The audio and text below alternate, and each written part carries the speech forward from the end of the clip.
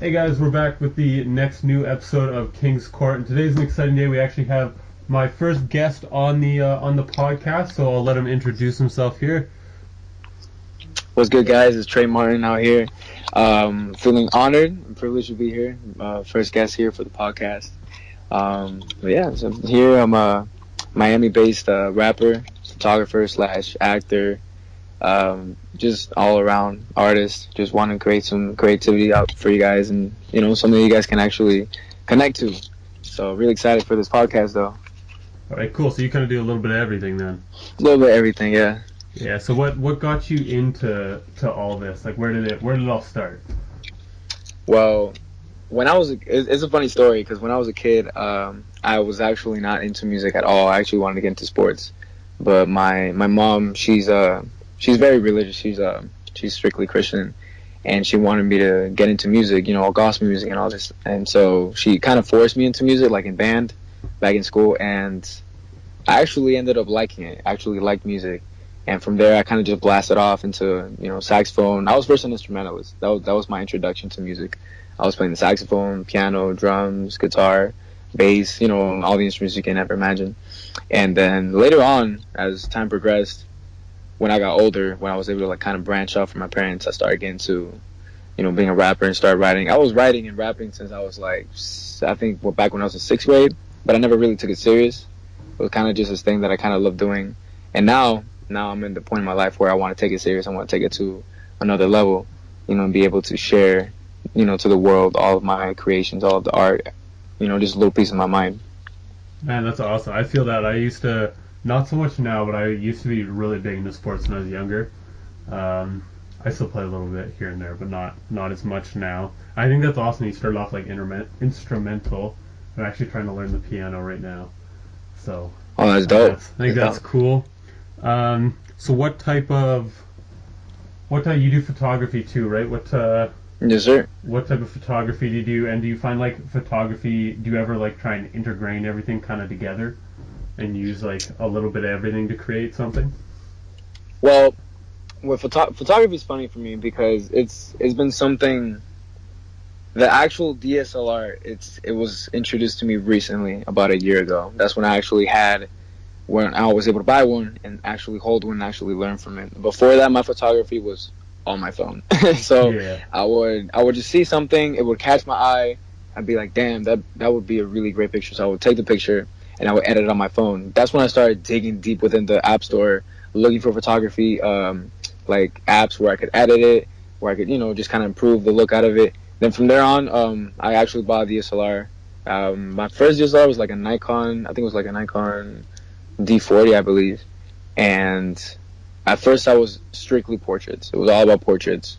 I was very fascinated with portraits. It just caught my attention just the creativity all around. I would go on social media and just see how different everybody's portraits is. And it's the same idea. You have your model or multiple models, and it's a portrait. It's not nothing complicated. It's not rocket science, but it's so different the way people can deliver, their own art, and it's kind of a crazy idea because photography in general, it's just about the way people see the world. They're trying to give you a different perspective. It's kind of like when you look at a cloud, one person sees something and another person sees another. So you try to capture that and you try to show it to the world like, hey, I see it this way. So that's what I like about photography. But I kind of don't just stick to portrait. I like to kind of bounce. I have a little bit of everything, so I'll do like portrait, landscape. I'll try to get creative with Photoshop and just do these like crazy Photoshop images where it can be like a kid holding a balloon in the middle of a mountain or something like that. So I kind of just let my expression speak. Just let whatever I'm feeling, whatever vibe I'm coming off of, I just try to replicate it and bring it to the world as best as possible. Yeah, I feel you. That's one thing I love about photography is like everybody's kind of got their own unique style. Yeah. And you can kind of like when someone's been doing a style for a while, you can kind of tell like that this is this person's photo, and that's one thing I love is like literally like depending on so many different things, you can create one photo that it might not look that nice initially, but after like editing and like getting angles and stuff like that, you can make something like amazing. Oh yeah, yeah, definitely. Whenever I go out and travel, I was in Seattle a couple weeks ago, And my friend was telling me, oh, this location here is one of the most popular locations. And she wasn't kidding. There was about one photographer that will come by, take a picture every 5 minutes. Oh, I'm not jeez. even kidding. I'm not even kidding. And so I didn't even bother to take the picture. Why am I going to take a picture that thousands of other people have either seen or taken of, you know? So what I Yeah. would do is just take a whole different perspective. That's something that a lot of people don't understand. That, for example, even the Statue of Liberty, there's so many pictures of the Statue of Liberty in New York. But there's ways where you can take it from a different perspective where Yeah. everybody, it was kind of like refreshing for the eyes. Like, wow, like I've never seen the Statue of Liberty from this perspective, you Yeah, know? 100%. Like different E- angles or like Exactly. different like times of day or seasons and stuff. Exactly. And that opening just that idea we just said, it brings you all these different versions of, of that picture. And it's the same subject, it's the same idea, it's the same picture, but with a different angle, different perspective, or different time. And that's just unlimited ways that you can come up with that. And so it's really just on your creativity. That's it. And that's the cool thing about it. Yeah, that's I feel you. Like I like how you can take like the same photo 5 times and have it be like totally different every time. Just Exactly. That's the beauty of it. And me personally, how I feel is, I mean, I understand there's a lot of people out here, very well known photographers that you can tell their style. You can call them out. Okay, this is this person's photography, like you were saying. Personally, I would kind of challenge myself. I mean, if I get to a point where I just kind of have a style that everybody knows, I would try to switch it up. Because after yeah. a while, it'll kind of get boring. Because you kind of mastered it. You've mastered that style of photography. So what Yeah. you want to do is you want to switch it up so you can continue learning, evolving, and bringing new skills and new perspectives and new edits. That way, you can kind of keep it moving. You feel me? Yeah, 100%. Like don't get me wrong, I like Brandon what's his name? Brandon. Brandon Wolfel. Yeah, like I like him and everything, don't get me wrong, but Yeah, for he sure. only edits like that one style really. Yeah, And I don't know about other people, but personally, like after a while, I kind of get tired of seeing that style from him all the exactly, time. Because you exactly. look every single photo, and they're all like that same kind of. Even I mean, you look at a lot of them, they're the same style, but they're also like so similar with like just like the Hmm. lights and like in the backgrounds and stuff that he shoots with. Yeah, And I mean, don't get me wrong, he's an amazing photographer. I kind of wish I'd see some variety. of course. Yeah, and that's exactly what I mean. He's obviously mastered, that theme, that style of photography that he's doing, and he's become very well known for it. But after a while, I mean, at first when I first followed him, I was super excited. I was like, man, like this dude is killing it. He's bringing new style. Like his work was amazing. After a while, it just became predictable. You can literally predict his next post. Okay, there's gonna be a girl. She's gonna have, the antique glasses on. Maybe gonna Yeah, have some fairy lights around. Always gonna have that blue color all around. Maybe some blur in the background, and that's pretty much it. And then hundred just percent. change it. It becomes predictable. So what you want to do is you want to switch it up. Like, I mean, here's another good example. If you win constantly on something, you will never know what your weaknesses are. You want to think about it that way. Yeah, Let's say you're an athlete. If you're always winning, you're always, shooting threes, you never miss, or you're always hitting those touchdowns, you're not going to know what your weakness is because you constantly win. Now, when you lose, you can sit back, and kind of look at yourself and be like, okay, this is my strength, and these are my weaknesses. These are my weaknesses that I need to focus on and improve. So it's a lot better for you to fail, for you to learn, and you become even better. But if you win constantly on something, it, just like I said, it either becomes boring or you just never improve. You just stay on the same level constantly. So yeah.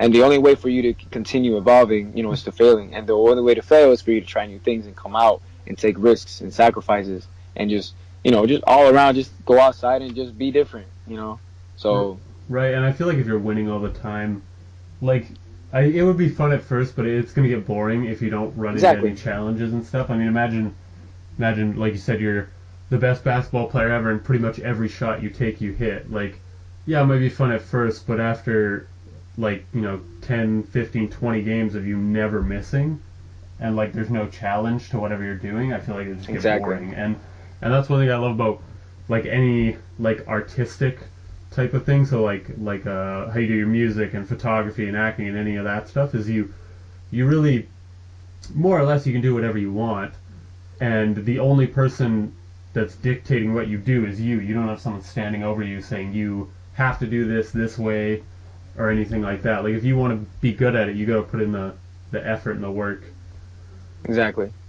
No, that's exactly right. I mean, that's something that a lot of people don't understand, though. You know, a lot of people, they're just focused on strictly winning, you know, and then they're so, how would I say, you know, like this tunnel vision where they just, I mean, I understand they're focused and everything, but you got to kind of sit back and just think, man, like, I need to fail from, you know, to be able to improve. You need to give yourself room to improve.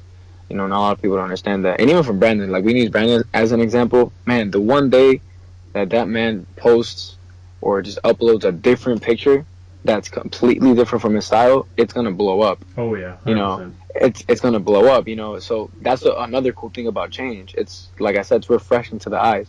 Once you master something, once you reach a level of mastery, man, you've been. That just means you've been on that for a while, for a cool minute. You feel me? Like Brandon's been there for a couple years doing that same edit. So like, let's say he just changes it up completely. Everybody's gonna go crazy. Like, oh my god, this man has something completely new, completely different with a whole different edit. You know, something that it's not easy to edit. I believe. You know, I can just imagine. And then he sticks with that, and then he masters that edit. After he masters that edit, it's gonna take a couple years. We'll change it again. You know, and like that, you stay relevant and you stay in the game. You stay, you know, evolving and everything. You know, photography is just like music. You want to be able to evolve.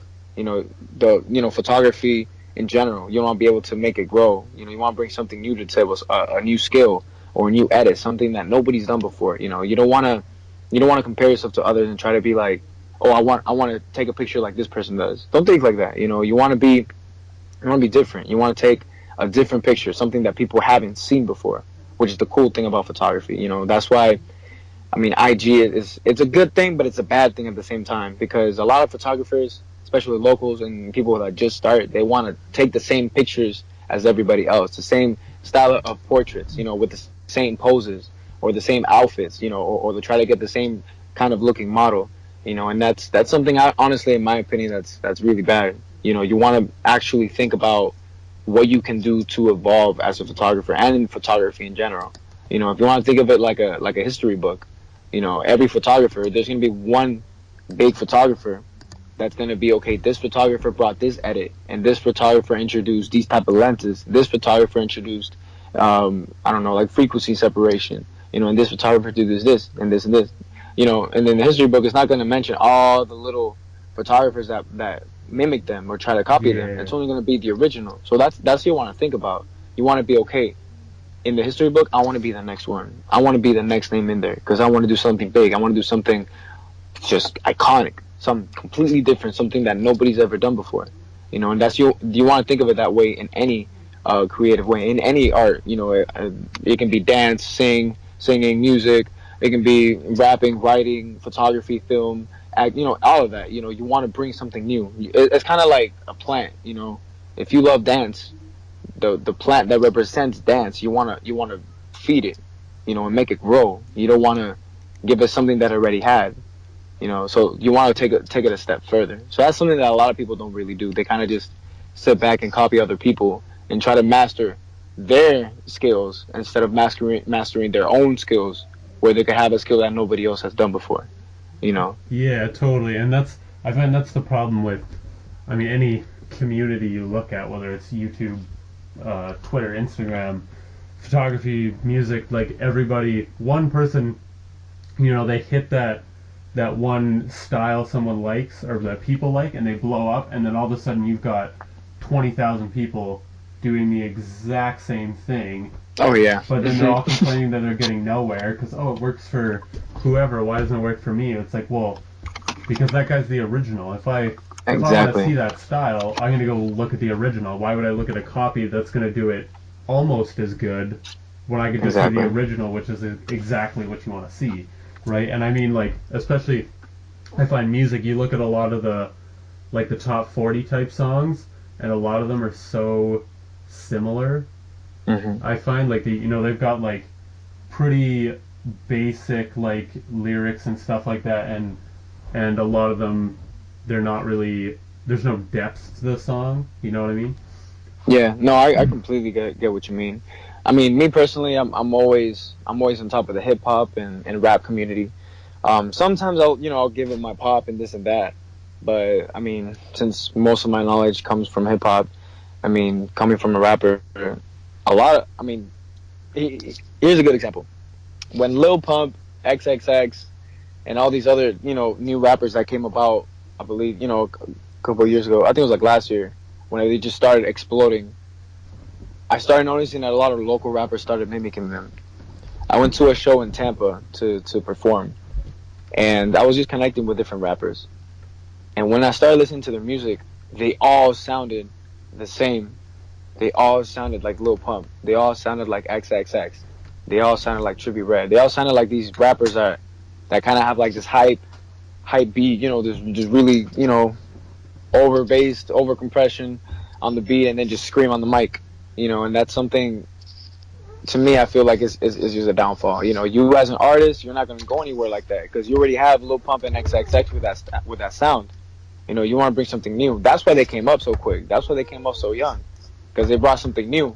Everybody was like, "Oh man, like oh shit, like where these kids come from?" They're coming up with some new shit, like some new, brand new music, a different sound, and that's what you as an artist should be focused on. You want to bring something new. You want to bring a new sound.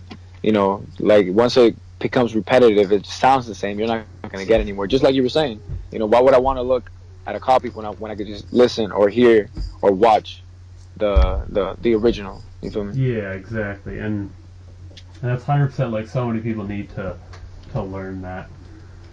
I think. Oh.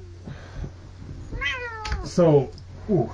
So you said that in your photography you used to do portraits and stuff now. So what do you shoot now if you don't just do portraits? Like you do, like personally when I do photography, I really like product photography, and I kind of want to get into urban exploration and stuff like that. Oh, okay, that's nice. So if you're not doing portraits and stuff, what are you doing now? Well, I mean, I'll do portraits here and there whenever someone wants to, or whenever I get my creativity in. Recently though, I've been really into fashion photography. That's it's kind of creeped up on me. I just happen to fall into that field of photography.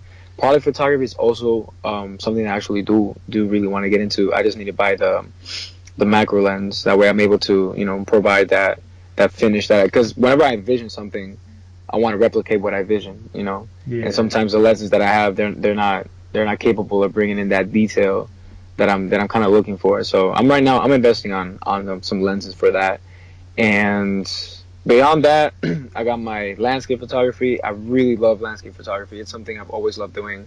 I just haven't had the opportunity to do it because I haven't had a really good city to be in. I just now came back from Seattle, so I got some really, really good landscape pictures from Seattle. I'm actually going to go to Chicago, I believe next month. I'm going to be in Chicago, so I'm going to be taking tons of pictures there for landscape. And at the same time as I take landscape, I do urban too. So I'll go around the city, go around downtown, take pictures of people, take pictures of traffic, just anything I see. Anything that just catches my eye, I'll stop, take the picture, and then move on, and then I'll edit it later. Yeah. That's just kind of how I work.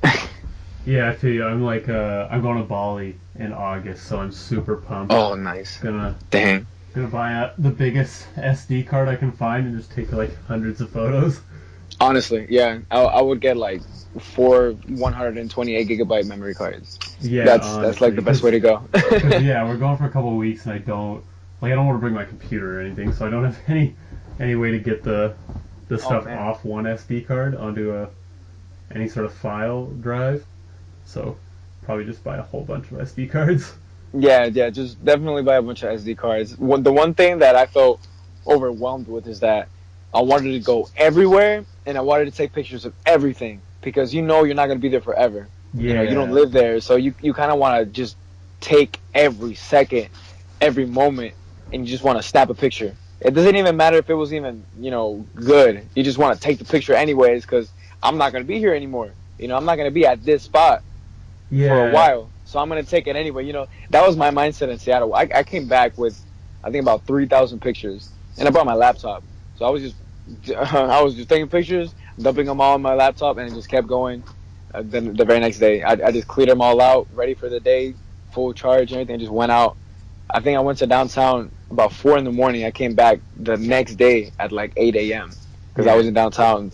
I wanted to see the sunrise, I wanted to see the sunset, I wanted to see how it looked at night, all of that. I wanted everything, so I took pictures of literally everything. I took so many pictures, it's crazy. Right, and then there's sometimes when like you can't have your camera with you, and it's like, oh, it's killing me, like not being able to take photos of all this stuff. Yeah, that happened to me at the airport. I was at the airport and I wanted to take some pictures, but I couldn't really do it because I didn't have my camera on me. But once I landed up in Seattle, I had my camera by me the whole time. I even bought a strap because my camera, it was a brand new camera that I went up there. I had a Canon 70D. I just bought it, and I was going out with it for the first time in Seattle, but I didn't have a strap. So I went to this camera shop, and I bought a strap there for like $30, I think. Super cool strap. And the actual shop there, I was like, damn, like they had every camera you can ever imagine. It was there. And you can test it, you can play around with it. It was amazing. And then you look at all this stuff and you're like, man, this is some expensive shit. I mean, even lenses alone, they're cheap lenses cost you $300-400. Honestly, yeah. Like, and I'm getting into film also. You know, I'm actually right now I'm directing a movie.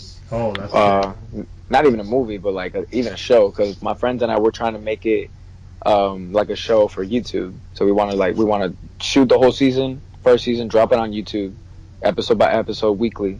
Yeah. And while we're dropping the episodes, we're working on season 2. So that's the way that we're gonna organize it. And so far, right now, we're pretty good. We got the camera crew, we got the equipment, we got everything. And I wanted to get the Red Scarlet, but that thing is so fucking expensive, and that's just the brain. Oh yeah. The brain alone is like $5,000. Now, 100%. Beyond the brain, you gotta get the lenses, you gotta get the screen, you gotta get the mic, and it's oh my god. But it's hella worth it. But it's crazy expensive because you got 4K, 5K, 8K quality. It's absolutely insane. Well, yeah, and I mean, you look at like gimbals and stuff, just so stuff's steady. And I mean, I'm pretty sure even like a gimbal for your phone, for God's sake, is like $300. Yeah, they have a really good one. It's about so you start getting into like gimbals for actual like proper cameras that go into thousands of dollars, and man, it's freaking insane. It's not a cheap hobby. nah, it's definitely not. I mean, a lot of people, I'm actually going through like a really tough time with my parents, because my parents they don't really support what I do. Dude, I feel that. So right now, many times my parents are saying, they're telling me, hey, like, where's the money? Where's the money coming? You're telling me that you're doing this, you got a gig, you got this and that, you got a client, but I don't see any money. But I always try to tell them this, but I mean, parents being parents, they're always going to stick to their beliefs and stick to their point of view. In the beginning, man, it's all about you. You got to invest on yourself, and investing in yourself is expensive, and you don't make money. That's the thing that a lot of people don't understand. When you're first coming into photography, music, acting, even film, bro, anything creative like that, bro, it's expensive because you have to invest in yourself. You need the equipment.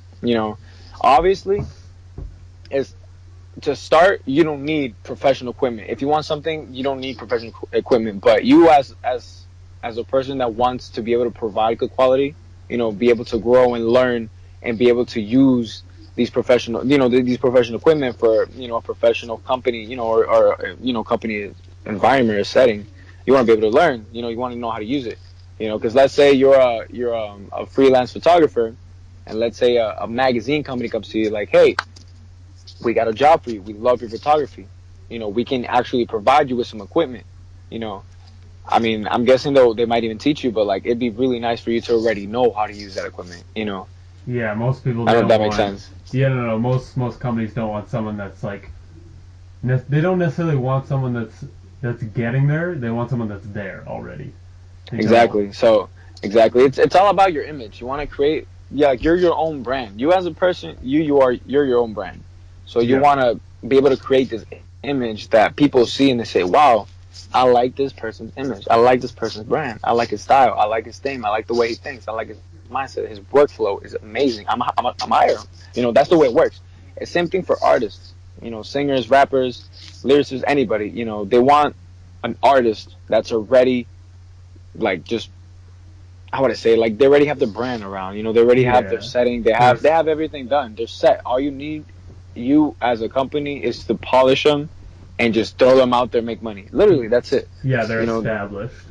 Exactly. It's not something that you have to, because it's an investment. When you grab someone that's recent, someone fresh that doesn't really have an image, doesn't really have a brand, you have to invest a lot in that person. You have to waste money. It's just like how we, us by ourselves, we have to buy all of the studio equipment or buy the camera or buy the lenses or buy, this membership on Photoshop. It's the same idea. If there's a company and they want to invest in you and you're brand new, they gotta buy you the camera, they gotta buy you the lenses, they gotta show you how, so they gotta pay the classes, they gotta come out here and show you how to use the software, go out there and practice, all of that. The same thing they would do is the same thing you could do by yourself. So that's why they want someone that's already set. Okay, they learned everything that they're supposed to learn, everything that they can learn. Now let's just give them the opportunity to explode. All we Yeah. need is to polish them, and that's it. That's what companies like to see, and that's something that a lot of people don't really understand quite. They don't quite understand, or something that they're kind of confused about, or they just simply don't want to do it. And like Yeah. that's just being hard headed. There's just people out there that just simply don't have the right mindset for it. You definitely need the right mindset for it to be able to make it. Oh yeah. That's a must. That Yeah. is indeed an important thing. And you gotta learn. Like people need to learn. It takes money to make money. Like you have to put in Exactly. so much money to get before you even get anything out of it. You're gonna be like multiple $1,000s in the hole. I mean, Exactly. like a couple years ago, I started a small clothing company. It's still pretty small, but I mean, currently I'm probably somewhere from $1,000 to $1,500 in the hole, and making like little to no money because I'm still trying to build a community around this clothing company before I Yeah. even start like selling shit. So like well, obviously I've sold stuff to friends and family and stuff like that. But I mean, other than that, I haven't really sold that much. And I'm still all the time I'm looking into like, okay, what's it gonna cost me to get more stuff made? Where can I get some stickers, lanyards, sweatshirts, shit like that? Yeah. And For constantly sure. looking into that. And people don't realize a lot of times even you're gonna put that money in, and maybe you're not gonna be good at it, and you're never gonna get that money back. But that's the risk that you have to take. Exactly. That's something that many people they're kind of scared to do, and I've even told my parents this. It's it's really just about sacrifice. When you go to sleep at night and you look up at your ceiling, you kind of want to think about it and say, how bad do you want it? How bad do I want my dream? How bad do I want to be where I want to be? And that's something you really want to think about. I've asked a lot of people, whenever they complain about their jobs or they complain about their life, I just straight up tell them and ask them, hey, what's your dream? What is it you want to do? What do you see yourself as? Oh, I want to be a doctor. Oh, I want to be a lawyer. Oh, I want to be a singer. I want to be an actor. Oh, I wanted to be a photographer. And then I tell them why. Then why are you not there? Why are you not doing it? Why are you not working towards it? And a lot of them will tell me, oh, because of money, or because I'm scared of failing, or because money is the issue where my parents don't support it, or it's just something my family doesn't permit. There's a lot of things. There's a lot of things that people would say. There's many different reasons why people won't do it, but those are people that just really aren't crazy about their dream. It's a dream, but they wouldn't do anything for it. There's people out here that would do anything, and I'm saying anything, to be to where they want to be, to the point where they would leave their house and be homeless, to the point where they would be without a car, without a vehicle, and have to run or bike somewhere just to be able to have the money to be able to buy their equipment. Or they're staying up late at night recording or writing, even though they have to wake up at 5, 6, or 7 in the morning, go to work the next day or go to school the next day. There's people out here that are trying to learn the best they can, and they're out here calling different music stores and just asking them questions because they don't have a teacher, or they don't have a college to go and learn. There's so many different ways, honestly, that you could learn and be where you want to be, but it's really ends up on your shoulders about how bad do you want it. you know and me personally, I would do anything to where I want to be, and I'm just focus on where I want to be, and I'm just I'm working towards it. I'm doing the best I can, considering I don't have any support. Literally in my house, I get no support. I mean, I have one or two, three friends that they'll kind of support me. Yeah. But my parents, they look down upon it. It's not like they just ignore me. They actually talk down on me. They'll tell me you're wasting your time. Why are you wasting your shit? We're wasting money and food on you. Why the fuck are are you doing all this shit that's not gonna get you anywhere? You're not a fucking rapper. You're not a singer. You're not a photographer. They tell me all this shit almost daily, and I have to put up with it. But I want it so fucking bad that their negativity doesn't even affect me no more. Yeah, I just shrug it off and keep doing what I'm doing. In the back of my head, I'm saying they don't know. They don't see what I see. They don't see my vision. They don't see what I'm capable of. They don't see what all this art and everything, all my ideas that I have in my head that I'm working towards. And I mean, it's something sad because one day, I'm gonna receive a Grammy or a Nobel Prize, and I'm not gonna be able to say I thank my parents. Not the way people would think. I would thank my parents for not supporting me because that pushed me even further, to be who I want to be, which is kind of ironic because I don't get support, but that motivates me to prove them wrong even more, Yeah. And since they're with me, yeah, it's ironic, but yeah. Yeah, and so many people, like especially like friends and parents, they don't support until you've pretty much already made it, and then by then they're like, oh, you can actually do something with this, so now I support you. And that kind of, like, parents, I can sometimes get parents just because, like, obviously they want what's best for their kids, right? And sometimes they think that, oh, I want to see you, like, doing something, I just don't want you to, like, get screwed over type thing. Yeah. For most parents anyway. But then you get, like, friends that don't support you, but then all of a sudden, as soon as you're up there and you've made it, all of a sudden they're by their side acting like they've been there the whole time. And it's like, no, like, you were not here when I was small, so you don't get to be here when I'm big. Exactly. I mean, whenever it's funny because whenever people tell me, oh, don't forget about me, in my head, it becomes annoying because, one, if you truly fuck with me, if you truly support me, I'm not gonna forget about you. Yeah, because you're gonna be there with me. Exactly. Like you're gonna be there, but you're gonna be there beside me. You're gonna be working with me. You're helping me and pushing me to be where I want to be. But if you don't, then how am I supposed to remember about you? If you don't do anything, you're kind of just doing your own, your own thing. Oh snap! Trey making a song with Drake now. Oh okay. Let me call him up real quick. Yeah, I went to high school with him. Nah, my nigga. Like I'm not gonna call you back. Yeah. I'm gonna say who the hell is this?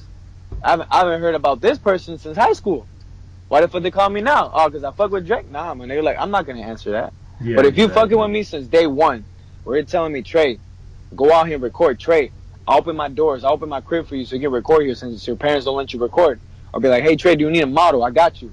Or like, hey, you need some money? I got you here. Here's the money so you can perform. Those are the people that I fuck with. Those are the people that are gonna stick with me from day one. That by the time I make it, they're still there with me. They're still, they're still supporting me. You feel me? Like they're the ones that I'll be taking on tour with me. Because I'm like, damn, man. Like I know I'm the one working, but you work just as hard as I have because you've been supporting, since day one, and you've been giving me your all your effort, everything you've been able to. And that's something that you just simply can't forget. And especially when you're running towards your dream, man, there's only about one or two people that are gonna be fucking with you hard. You're not gonna get this big group of people. Once you make it, obviously you have supporters and fans, but the people you really focus with, man, the people that you sit down at night and you say, man, I don't think I can do it. They're the ones that are gonna tell you, you can do it. I believe in you. I know you can. And they've been telling you that since day one. Those are the people that simply you just can't forget about. So whenever people tell me, oh, don't forget about me, I'm like, then support me. Yeah, exactly. Like, do that and just support me. That's all you gotta do. You ain't gotta tell me. Like, how many people have told me that? I can't even remember. Yeah, well, exactly. Because they say that, but then they're not around. They just like they screw off to somewhere else, and it's like, okay, then I'm definitely gonna forget about you. Exactly. They kind of just keep on going with their life, and that's it. They don't do anything else. Yeah. Well, man, it was awesome having you on the podcast. I definitely want to have you on again in the future. Bro, for sure, man. It was great having you on. Guys, definitely go check out all of his stuff. It's going to all be down in the description. Go support him 100%. And it was great having you on. It's the first guest, man. Bro, thank you. Thank you so much. Honestly, it's been a privilege to be here. It's been an honor to be your first guest, man. But for sure, I have this really big project coming up. It's a small little EP. I got 4 tracks on it called Lost in the Dark.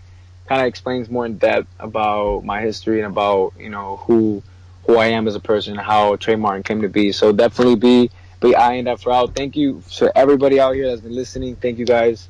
If you've been listening up to this point, thank you so much. If you do support me, please support my boy here, Ryan, man. Go out and support him fully 100%. He got his vlogs.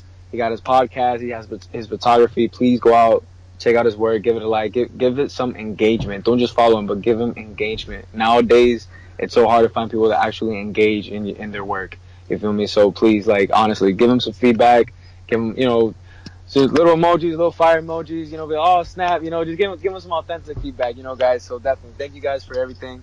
For being here, and thank you once again, Brian. For being able to give me this opportunity to be with you, man. I definitely look forward to a future podcast with you. Oh yeah, no problem, man. Like I said, guys, check his stuff out. 100%, it's gonna be down in the description. So go follow, like, comment on all his shit. Get that shit around the world. That's gonna be about it for episode 2 of King's Court, and we'll see you guys next time. Let's get it.